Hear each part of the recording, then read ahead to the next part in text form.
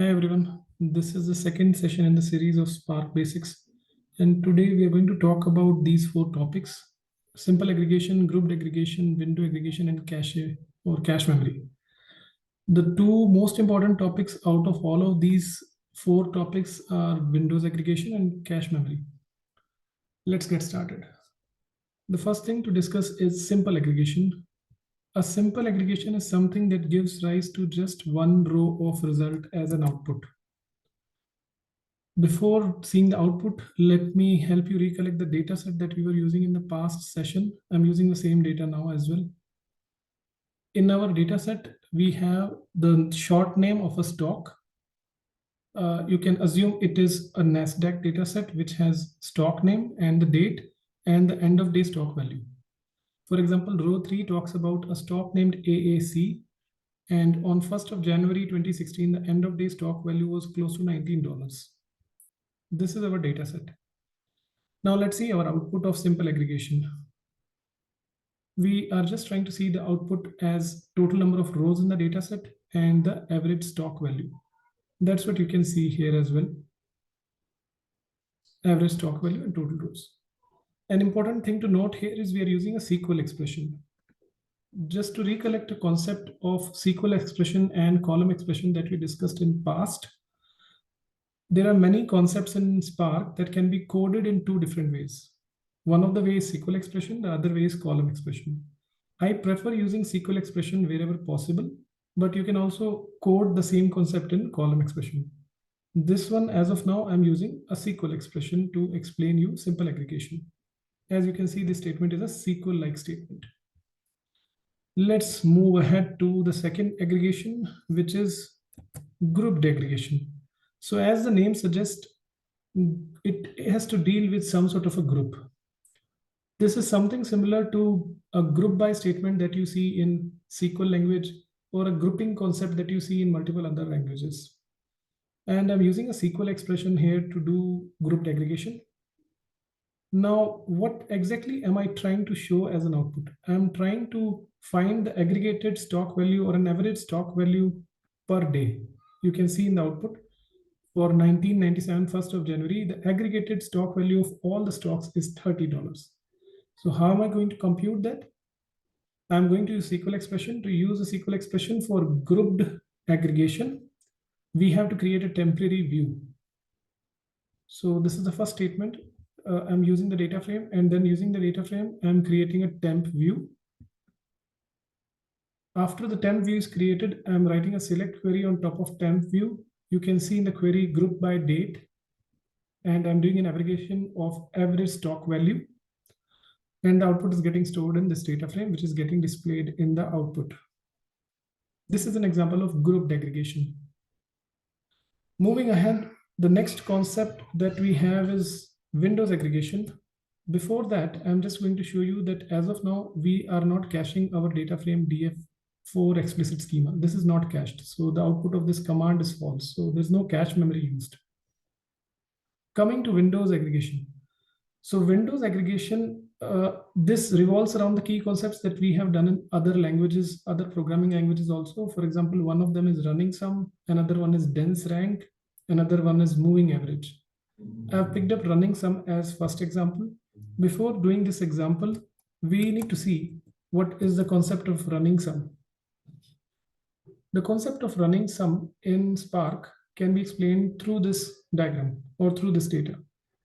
So first of all, to define a window, there are three key concepts. First concept is the partition. So partition for this data is sale date.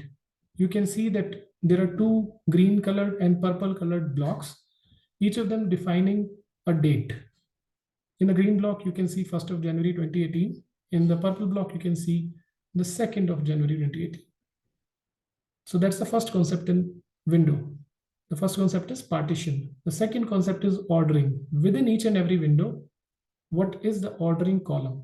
So in the first window, the ordering column is sales order ID. You can see the value of sales order ID is in increasing order. 181, 182, 183, 184, and so on. So this is the second concept of window, which is called as ordering column. The third concept of window is called as row between. row between in case of running sum is from beginning till current row. What does that mean? Let's take an example. Where does this value 19623.90 came from? The last value in total sales column in the green block. It came up by adding up all the values of subtotal column in the green block, right? So we added 2181, 2443, and so, and the last one we added is 1000.44. The output was 19623. So 19623 came from adding the first row value of subtotal till the current row value of subtotal within the current partition window. Same way, you can think about how value 7068, which is the third value for total sales in green box, came from. 7068 came from adding 2181, 2443, and 2443, which are the three values for subtotal column. That means 7068 came from adding up all the values from the first value of subtotal column till the current value of the subtotal column, right? So to read in detail about running sum or any other window functions, please browse on internet. These are common functions used in SQL and multiple other languages. Let me go through the code now. In the code, let's see what we are trying to do first. We are trying to do a window function, which is running sales, right? That can be depicted here. So the output I've already executed. That's why you can see the output here. Now we are with this data set or with this output, let us try to understand what was the window we used. We partitioned by short name. We did an ordering on date, and rows between is from the first row value of sales till the current row value of sales. For example, how did we derive the value 1435? It came by adding 448, which is the first value of the column sales, and 437, which is the second value of the column sales, and 549, which is the current value of column sales. When I say the current value used for defining the current computation, which is 1435. Let's look at the code now. We defined a window, partition by short name, order by date, and rows between windows.unbound preceding. This means that it is starting from the first row. Window.current row, means that it is going till the current row. And then we do an aggregation of sum to calculate the running sum, and let's display the output. That was the first example. Now let's look at the second example of window, which is a moving average. Let's look at the concept of moving average first. In this diagram, just see how this value 1306 came from. 1306 came from by doing an average of first three values of price, that is 1320, 1300, and 1300. We did an average of this and got 1306. So here our window is the current row minus 2. So that means we are doing the current row minus 1 and minus 2, three values together. So let's come back. Now again, this concept is common to multiple languages or multiple coding languages or multiple algorithms. You can just read about it on internet. It will be much more clear. Going to the code, let's see the window first. Partition by, again, short name, order by date, rows between. The difference between the previous example and this example is here. In the previous example, I was starting from the first row. Here I'm starting from minus 2 and going till the current row. What does this mean? Let's take an example. How did the value of 497 came in moving average sales column? It came in by doing an average of 505, that is the row 0, which is the current row, and 549, which is row minus 1, and 437, which is row minus 2. Right? So we did an average of 437, 549, and 505 and came up with the value of 497. This was an example of a moving average. The same way we filled the data in moving average sales. In the code also, you can see the same thing. The window we already defined, then we did a function mean or an average on sales to find out the moving average and displayed the output. And we also have another function called as dense rank. Again, this function is something which is common to multiple languages. I would recommend you read about dense rank in SQL on internet. You'll easily get what I'm talking about. So let me just execute it. So with this, we come to an end of aggregations in Spark, or kind of aggregations in Spark. The key concept that we missed out discussing was cache memory, right? We know from the previous statement, which was here, we just verified that nothing is cached as of now. So without any cache memory, let's look at the jobs. So what I'll do is I'll go to the backend or the jobs portal.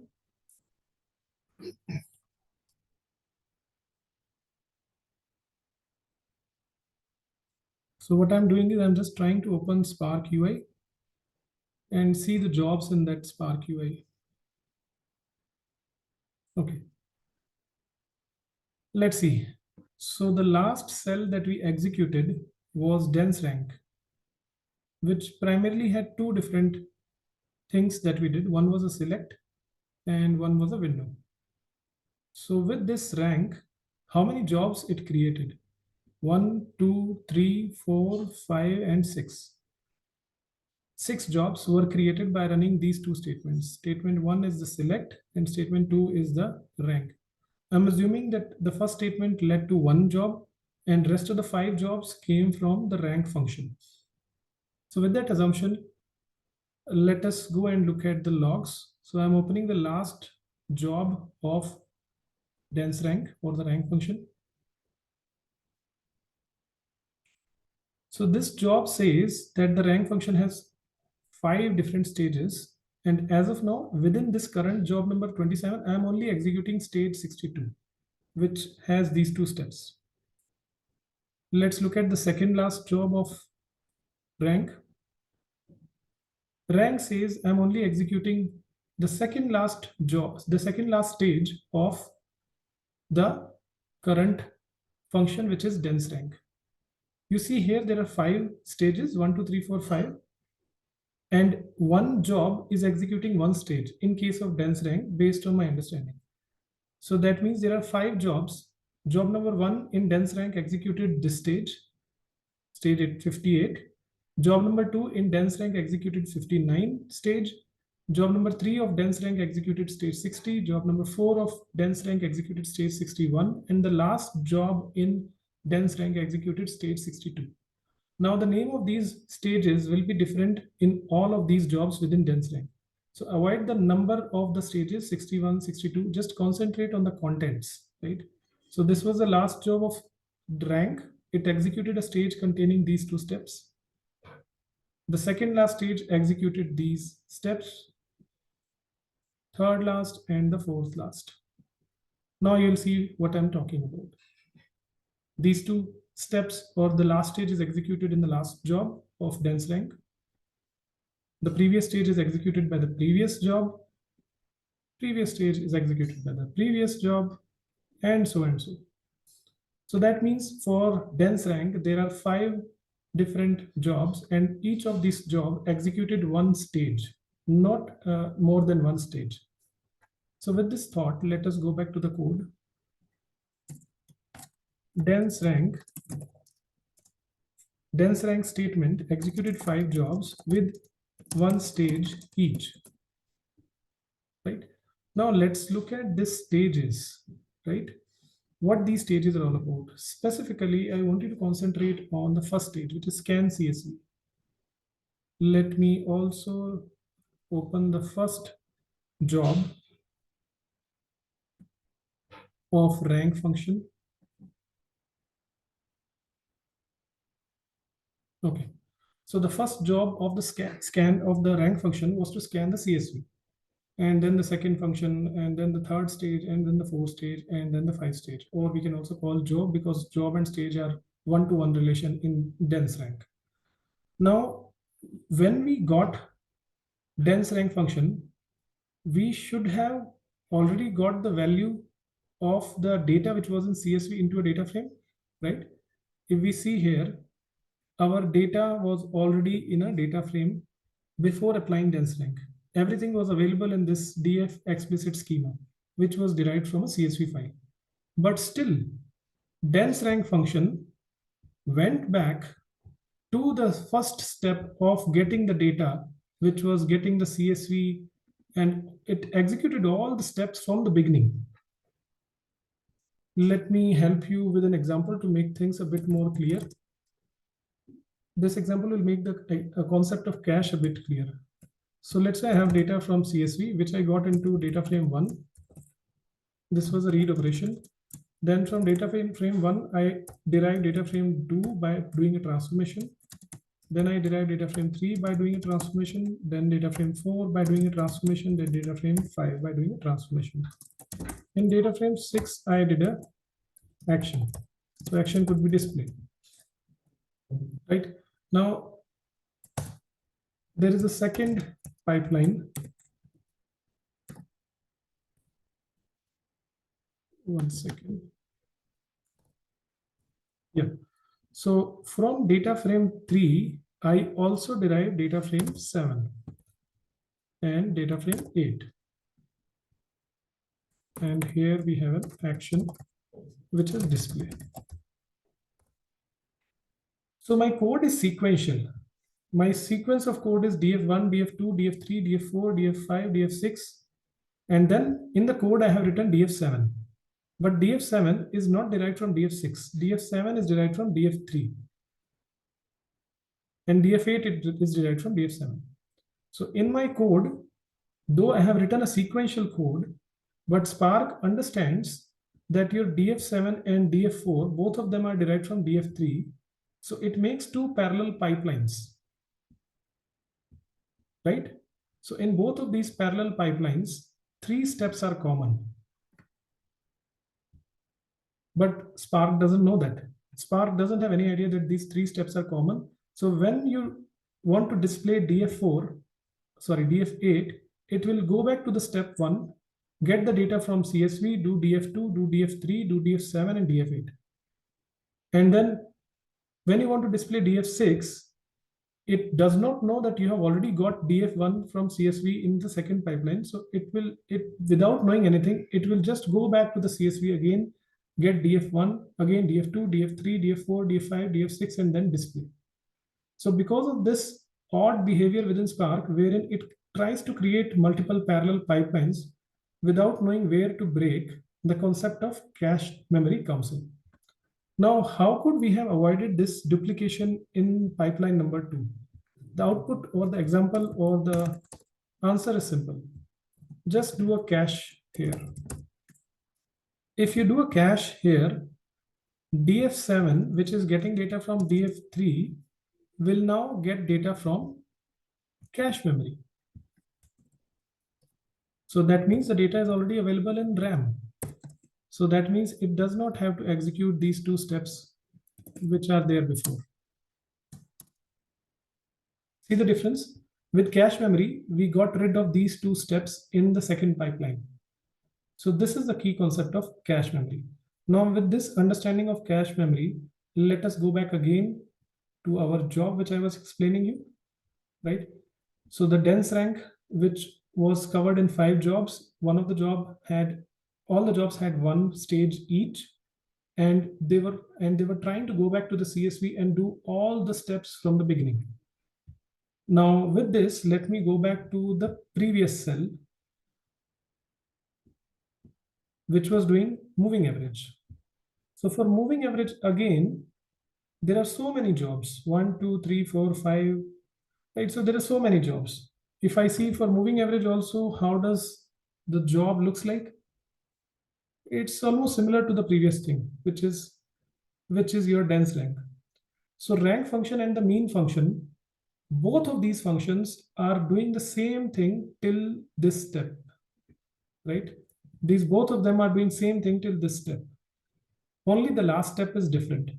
But both of them are going to the first step and then to the second step and then to the third step. We can easily avoid this duplication of steps if we figure out a way to get a cache memory in.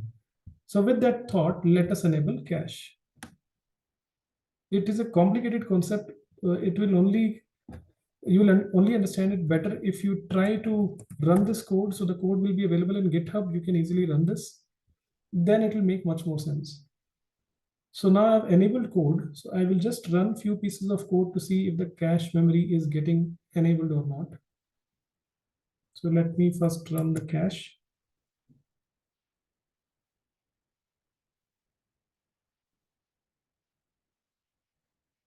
Once the cache memory gets executed, let me rerun running some. And let me rerun mean. And let me rerun dense rank. Now, important understanding here, in case of dense rank, your output is sales df5, which is derived from sales explicit schema. So explicit schema leads to sales df5.